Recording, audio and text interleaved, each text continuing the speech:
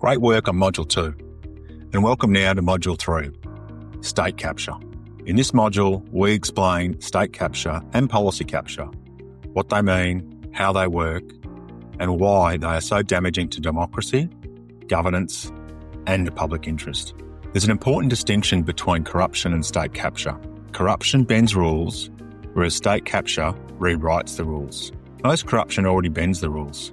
For example, someone pays to get around a rule. State capture is much worse. It's when powerful actors rewrite the rules so the system serves them. Let's look at exactly what is state capture. A widely used definition is this.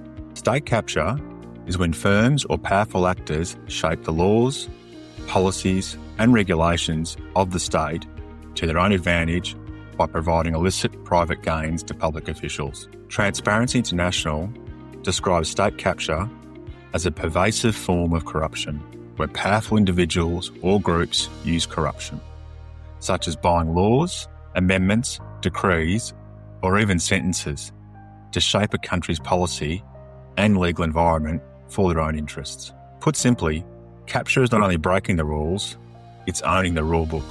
Where does state capture land? And what does it target?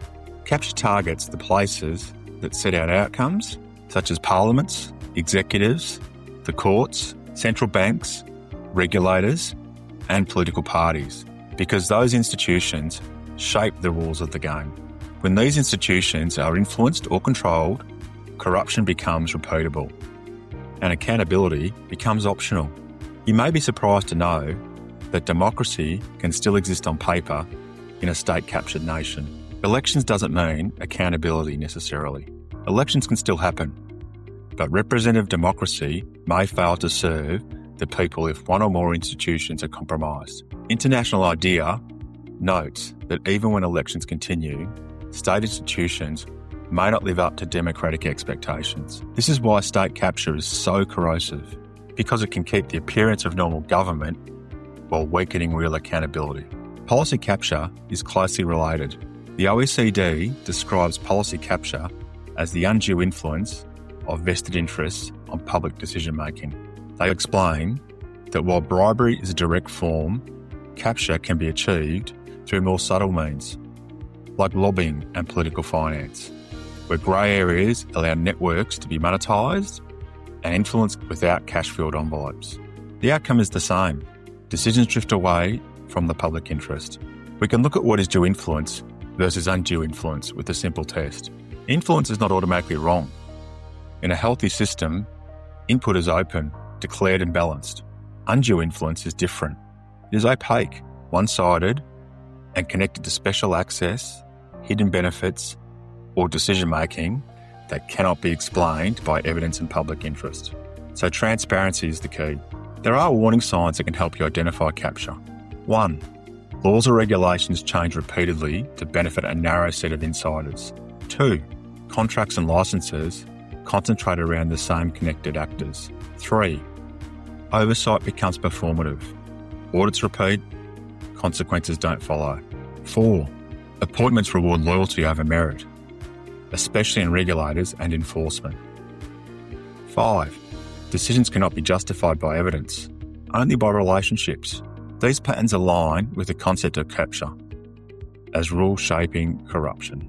Let's try the scenario test.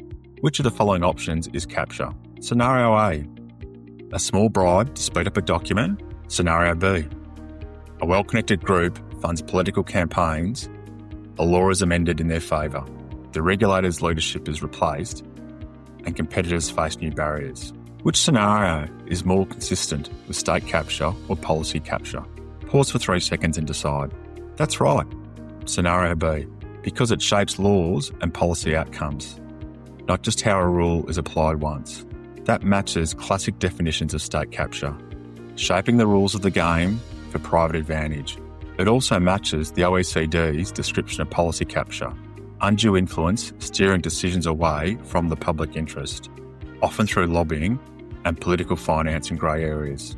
So what can reduce capture risk? What safeguards can there be? This course is general education, but the direction of travel is clear.